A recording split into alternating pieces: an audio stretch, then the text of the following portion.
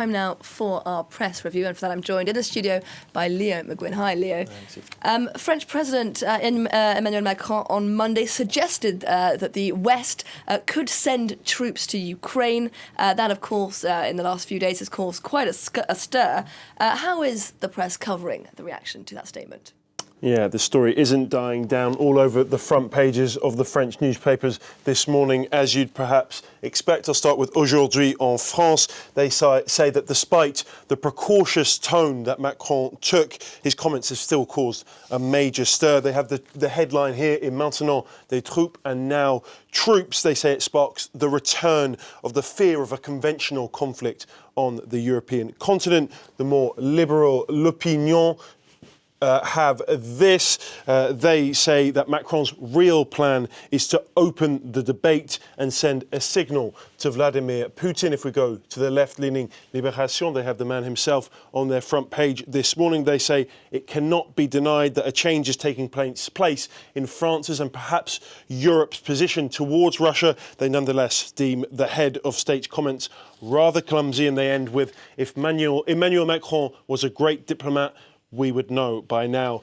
Several French dailies have described Macron as a warmonger, including Le Figaro. They worry that his comments could have the opposite effect of what was intended. I'll show you some international reactions to finish. This is Politico. They bring you the Russian reaction. They've warned NATO of certain war if the West were to put troops in Ukraine. They note that Allied leaders have rushed to distance themselves from Macron's comments.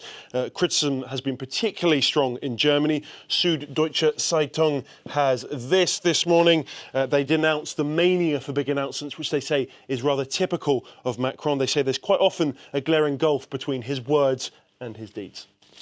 We move, Leo, to Germany now, where one of the country's most notorious fugitives has been arrested after more than 3 decades on the run.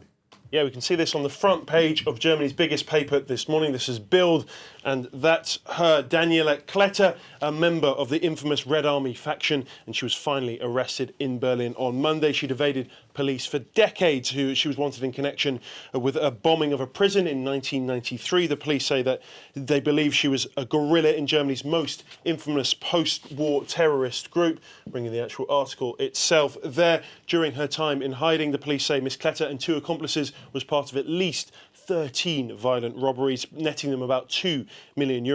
Heavily armed police apprehended Kletter in a rented apartment in the capital. Ironically, she was arrested just miles from the seat of government that she was trying so desperately to overthrow in the 1990s. When she was arrested, she had a fake Italian passport bearing a fake name. The tip that finally led to her arrest came in November, and they spent months trying to ascertain that it was her, and neighbours told Bild that she walked her big white dog daily and she was unfailingly polite.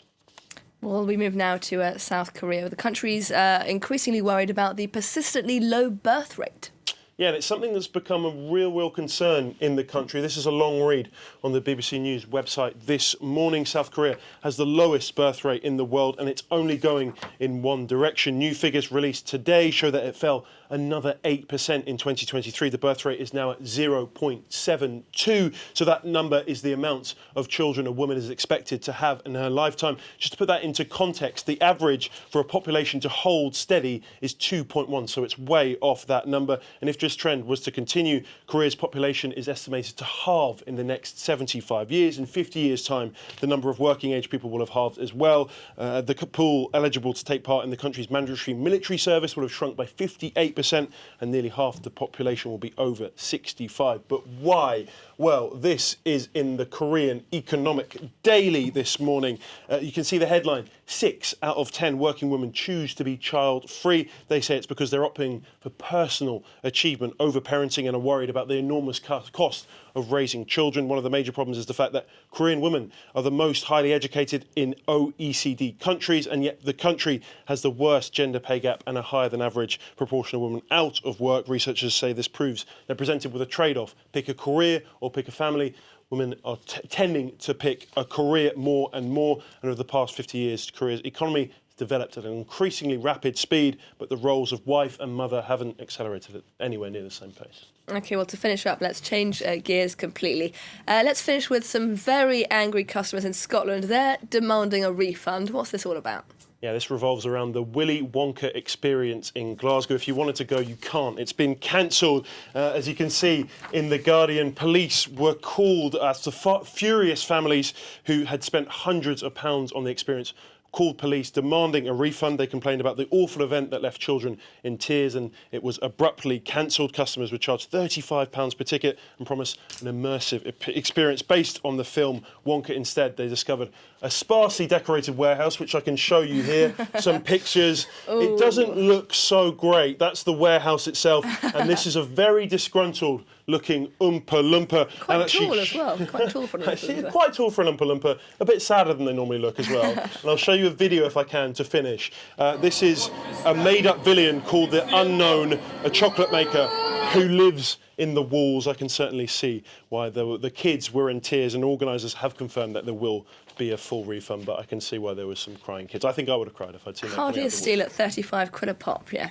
Liam McQuinn with a look through the top stories in the international press today. Thank you very much.